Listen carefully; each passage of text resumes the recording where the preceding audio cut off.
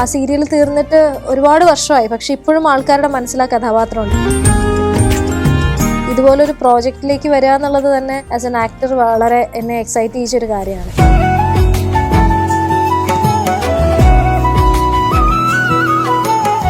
Hi hello, ഇന്ന് നമ്മുടെ കൂടെ ജോയിൻ ചെയ്യുന്നത് ഒരു സ്പെഷ്യൽ ഗസ്റ്റ് ആണ്. എന്ത് ടൈറ്റിൽ കൊടുക്കണമെന്ന് നിങ്ങൾക്ക് തന്നെ തീരുമാനിക്കാം. കാരണം സംരംഭകയായും യൂട്യൂബറായും ടെലിവിഷൻ സീരിയലുകളിലൂടെയും മാത്രമല്ല ഇപ്പൊ സിനിമയിലൂടെയും നമുക്ക് വളരെ സുപരിചിതമായ ഒരു മുഖമാണ്. ഏറെ സ്നേഹത്തോടെ സ്വാഗതം ചെയ്യുന്നു ഗായത്രി അരുൺ. ഒരുപാട് കാലത്തിന് ശേഷമാണ് ഗായത്രി സീരിയലിലേക്ക് തിരിച്ചു വരുന്നത്. അപ്പൊ ഈ ഒരു തിരിച്ചുവരവിനെ എങ്ങനെയാ കാണുന്നത്? ഗ്യാപ്പ് വന്നത് പരസ്പരത്തിന് ശേഷം ഒരു ചെറിയ ബ്രേക്ക് എടുക്കണം എന്ന് വിചാരിച്ചിരുന്നു. അപ്പോൾ അത് കഴിഞ്ഞിട്ട് പക്ഷേ കോവിഡ് വന്നു, അങ്ങനെ ആ ബ്രേക്ക് നീണ്ടുപോയതാണ്. പിന്നെ ഇപ്പം തീർച്ചയായിട്ടും ഈ തിരിച്ച് ബാക്ക് ടു ഹോം എന്നൊക്കെ പറയുന്ന പോലെയാണ്, തിരിച്ച് നമ്മുടെ തന്നെ തട്ടകത്തിലേക്ക് വരുന്നൊരു ഫീലാണ്. കാരണം ടെലിവിഷൻ പ്രേക്ഷകരുടെ ഒരു സ്നേഹം ഒരു പ്രത്യേകത തന്നെയാണ്. അവർക്ക് അവരുടെ വീട്ടിലെ കുട്ടി എന്നുള്ള ഒരു അപ്രോച്ചാണ് നമ്മളെ കാണുമ്പോഴൊക്കെ. അപ്പോൾ അത് വീണ്ടും തിരിച്ചു കിട്ടുന്നതിൻ്റെ ഒരു സന്തോഷം വളരെ വലുതാണ്. ഒരു ബോൾഡായ പോലീസ് ഓഫീസറിന്റെ കഥാപാത്രത്തിൽ നിന്നും നമ്മുടെ ഇപ്പൊ അമ്മയും മൂകാംബികയിൽ വരുമ്പം ഒരു ശാന്തയായ ദേവിയുടെ ഒരു കഥാപാത്രത്തിലേക്കാണല്ലോ വരുന്നത്. അപ്പൊ ഈ ഒരു ട്രാൻസിഷനെ പ്രേക്ഷകർ അക്സെപ്റ്റ് ചെയ്യോ, അങ്ങനെ ഒരു ടെൻഷൻ ഉണ്ടായിരുന്നോ? തുടക്കത്തിൽ ഉണ്ടായിരുന്നു. കാരണം നമ്മളെ ഒരു ഒരു പെർട്ടിക്കുലർ ക്യാരക്ടർ എല്ലാവരുടെയും മനസ്സിൽ നിൽക്കുന്നതുകൊണ്ട് ആ സീരിയൽ തീർന്നിട്ട് ഒരുപാട് വർഷമായി, പക്ഷെ ഇപ്പോഴും ആൾക്കാരുടെ മനസ്സിൽ ആ കഥാപാത്രമുണ്ട്. അതുകൊണ്ട് തന്നെ നമ്മളിങ്ങനെ ടോട്ടലി ഡിഫറെൻ്റ് ആയിട്ടുള്ള ഒരു അപ്പിയറൻസിൽ വരുമ്പോൾ ആൾക്കാരെ എത്രത്തോളം അത് അക്സെപ്റ്റ് ചെയ്യും എന്നുള്ളത്. പക്ഷെ അതെനിക്ക് തോന്നുന്നു ആദ്യത്തെ 1-2 ദിവസം കൊണ്ട് തന്നെ ആ ഒരു പേടി മാറി.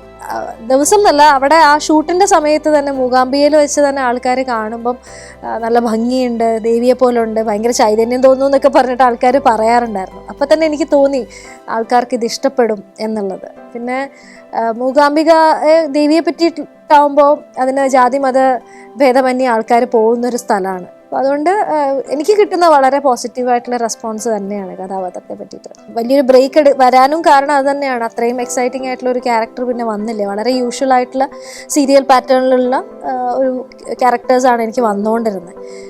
പക്ഷെ ഇത് വന്നപ്പോൾ ഇത് തീർച്ചയായിട്ടും ആൾക്കാർക്ക് ആ ദീപ്തിയെ പോലെ തന്നെ ഓർത്തിരിക്കും എന്നുള്ളത് ഉറപ്പായിരുന്നു. അതുകൊണ്ടാണ് ഇത് അക്സെപ്റ്റ് ചെയ്തത്. അഭിനേത്രി, എഴുത്തുകാരി, സംരംഭക, ഇങ്ങനെ പല റോളുകളിലും ഗായത്രി തിളങ്ങി നിൽക്കുന്ന ഒരാളാണല്ലോ. അപ്പോൾ ഇതെങ്ങനെ എല്ലാം കൂടെ മാനേജ് ചെയ്യുന്നത്? അതിന് എനിക്ക് ഒറ്റ ഉത്തരേ ഉള്ളൂ. നമ്മൾ ചെയ്യുന്ന കാര്യം വളരെ മൈൻഡ്ഫുൾ ആയിട്ട്, വളരെ സന്തോഷത്തോടു കൂടി, അല്ലെങ്കിൽ നമുക്ക് സന്തോഷം കിട്ടുന്ന നമുക്ക് ഇഷ്ടമുള്ള കാര്യങ്ങൾ ചെയ്യുമ്പം അതൊന്നും നമുക്കൊരു സമയം തികയാത്തതായിട്ട് നമുക്ക് ഫീൽ ചെയ്യില്ല, അല്ലെങ്കിൽ നമുക്ക് സമയമില്ല എന്ന് തോന്നില്ല. അതിനൊക്കെ നമ്മൾ സമയം കണ്ടെത്തും. കാരണം നമ്മൾ ചെയ്യുന്നതെല്ലാം നമുക്ക് ഇഷ്ടമുള്ള കാര്യങ്ങളല്ലേ. ഇഷ്ടമില്ലാത്തത് എന്താണേലും നമ്മളത് എങ്ങനെയെങ്കിലുമൊക്കെ ഉഴപ്പി കളയും, എത്ര സമയം ഉണ്ടെങ്കിലും. പക്ഷെ ഇതങ്ങനെയല്ല, എല്ലാ ഇഷ്ടത്തോടു കൂടി ചെയ്യുന്ന കാര്യങ്ങളാണ്. അതുകൊണ്ട് സമയം ഇഷ്ടം പോലെ കിട്ടാറുണ്ട്. നമ്മൾ മുന്നേ പറഞ്ഞതുപോലെ എല്ലാ മേഖലകളിലും തിളങ്ങി നിൽക്കുന്ന ഒരാളാണ് ഗായത്രി. ഇനിയിപ്പം സിനിമയുടെ പിന്നണിയിലേക്ക്, അതായത് ശക്തമായ ഒരു എഴുത്തുകാരിയായിട്ടോ ഒരു ഡയറക്ടറായിട്ടോ ഒക്കെ നമുക്ക് കാണാൻ പറ്റുമോ? കുറച്ച് നാളുകളായിട്ട് അതിൻ്റെ ഒരു സ്ക്രിപ്റ്റിൻ്റെ വർക്കിൽ ആണ്. അതൊരു ഡയറക്ടോറിയൽ ഡെബ്യൂ പോലെ ചെയ്യാനുള്ള പ്ലാൻ ഉണ്ട്. കുറച്ച് നാളായിട്ടത് അങ്ങനെ ഒരു പ്ലാനിങ് നടക്കുന്നുണ്ട്. സ്ക്രിപ്റ്റ് ഓൾമോസ്റ്റ് കംപ്ലീറ്റ് ആണ്. അതിലൊന്ന് കുറച്ചുകൂടെ സമയം ഇൻവെസ്റ്റ് ചെയ്യണം, എന്നാലേ അത് കംപ്ലീറ്റ് ആവുള്ളൂ. അപ്പോൾ അതിൻ്റെ പണി ഇനി അതിലിരിക്കണം.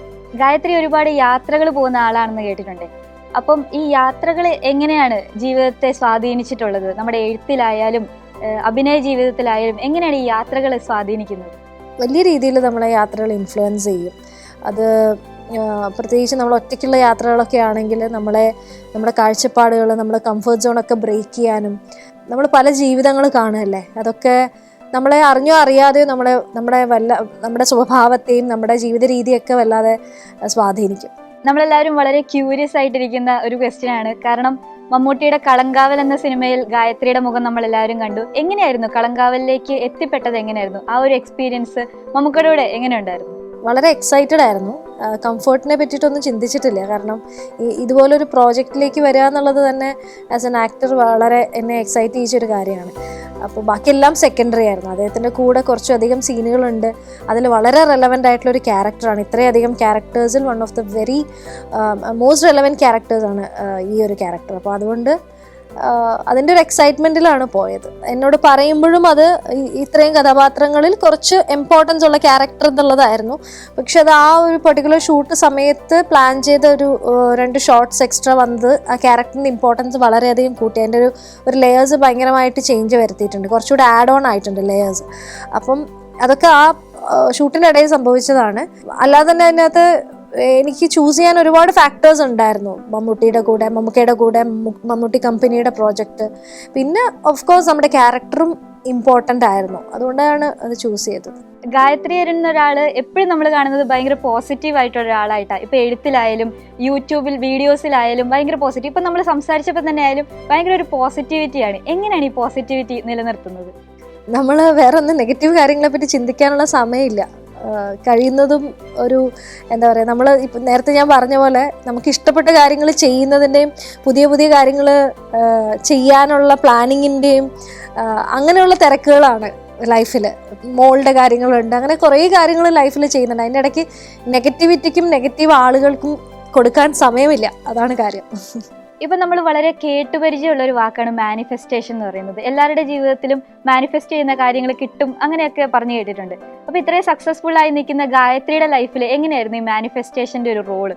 അത് മാനിഫെസ്റ്റേഷൻ ആണ് അല്ലെങ്കിൽ അങ്ങനെ ഒരു പ്രോസസ്സ് ഉണ്ട് എന്ന് പോലും അറിയുന്നതിന് മുമ്പ് ആണ് ഇങ്ങനെ കണ്ടു തുടങ്ങിയത്. അതായത് കണ്ടു തുടങ്ങുക എന്ന് പറഞ്ഞാൽ നമ്മൾ ഒരു സിനിമ കണ്ടാൽ അതിലെ കഥാപാത്രങ്ങൾ, ഞാനിത് പലപ്പോഴും പറഞ്ഞിട്ടുണ്ട്, കഥാപാത്രമായിട്ട് കുറേ ദിവസം അങ്ങനെ അഭിനയിക്കുക, ബാത്റൂമിൽ കയറി കഴിഞ്ഞാൽ ഇങ്ങനെ എന്താ പറയുക, അവാർഡ് കിട്ടുന്ന പോലെ അവാർഡ് സ്പീച്ചൊക്കെ കൊടുക്കുക, അവിടെ നിന്ന് പല കഥാപാത്രങ്ങളും ഉണ്ടാക്കി അവതരിപ്പിക്കുക. ഈവൻ പഠിക്കുന്ന സമയത്ത് പോലും ബുക്കിലൊരു ഹിസ്റ്ററി പഠിച്ചുകൊണ്ടിരിക്കുമ്പോൾ ഒരു വാർ കണ്ടാൽ അതിനകത്തെ കഥാപാത്രങ്ങളെ ഉണ്ടാക്കി അഭിനയിക്കുക. ഇതൊക്കെയായിരുന്നു അന്നത്തെ ഒരു ഭ്രാന്ത്.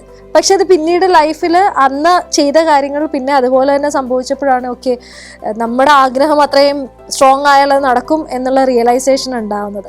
അപ്പോൾ ഞാൻ എൻ്റെ മോളോടും പറയുന്നൊരു കാര്യമാണ്, വളരെ ഡീപ്പായിട്ട് നമ്മൾ സ്ട്രോങ് ആയിട്ടൊരു കാര്യം ആഗ്രഹിച്ചാൽ നടക്കും. അതാണ് എൻ്റെ ഒരു എക്സ്പീരിയൻസ്, ലൈഫ് എക്സ്പീരിയൻസ്.